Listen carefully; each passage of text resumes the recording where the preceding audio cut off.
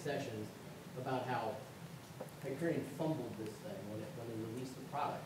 They came out with a new technology. You really ought to think of it as a fundamentally different database. You can't even think of it as S-Base. It really is a very, very different product.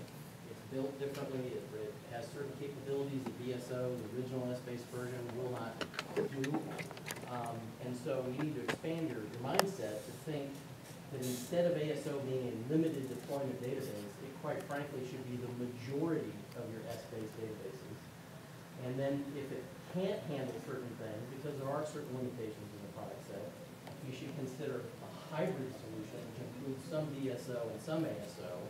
And the reason you should do these considerations is, one, performance, two, the maintenance on these things will be simplified in many ways, and three, more than anything, your envelope of opportunity to solve problems in your business goes up significantly when you understand these technologies as cleanly as we do. So there's an opportunity here for you to kind of do more with it, and that's kind of part of the, is this mine? This is yours now. Well, yeah, I wanted this on yours, sorry. That's okay.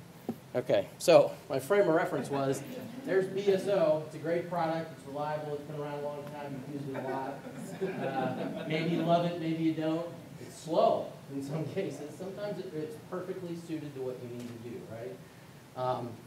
Maybe I should have come up with a slightly prettier truck. There's ASO, and although it's potentially 10 times, 100 times faster in certain types of things, it's not good for everything. It have wheels. This plane literally never had wheels. I don't know if you ever heard an X-15 before. It had skid pads. When it would come down in the desert, it would literally land on flat pieces of metal with a parachute out the back. So imagine that was a harrowing act for the pilots that did it. But anyways, to refresh some of the Atmos story, when we engaged with them, they were in a situation with these poor performing models. And the conventional wisdom was, A, you can't do this in ASO, as Michael mentioned, and B, it's going to fail if you try. And if you kind of understand the product at its most thorough level, you can do a lot of things with it. So what we had was we had a summation of these 8 models accumulating over 200 gigabytes of disk space and taking approximately 100 hours to process them all. As Michael mentioned, some were much longer than others, but in aggregate, in total, it was over 100 hours. This notion of trying all the textbook things. I'm going to outline orders in a sophisticated way. I'm going to change my dense sparse. I'm going to change my cache settings. You've probably heard some of these things before. I'm going to try to partition these models. I'm going to do all these textbook standard things that people have heard to try to solve these problems, optimize my calc scripts, whatever it might be.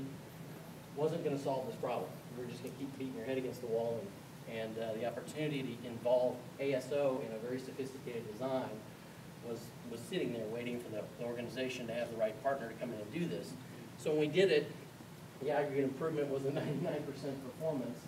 That did several things for the firm. It not only made the end user experience significantly better, because if they had to reprocess the data, maybe some of their data feeds from their data warehouse weren't processed in time, if they had to update a cube, if they had to modify anything at the last minute, any of those things were never possible when you had a 48-hour count window. But when you had a 2-hour or less to process the entire set of models, or in some cases seconds or minutes, the opportunity to be able to use that tool in a more sophisticated manner was enabled. So anyways, the processing time has been dramatically improved, but now the amount of data that Michael talked about them when put in these models is not constrained. They can now double, triple, quadruple a lot of these models and still get acceptable performance.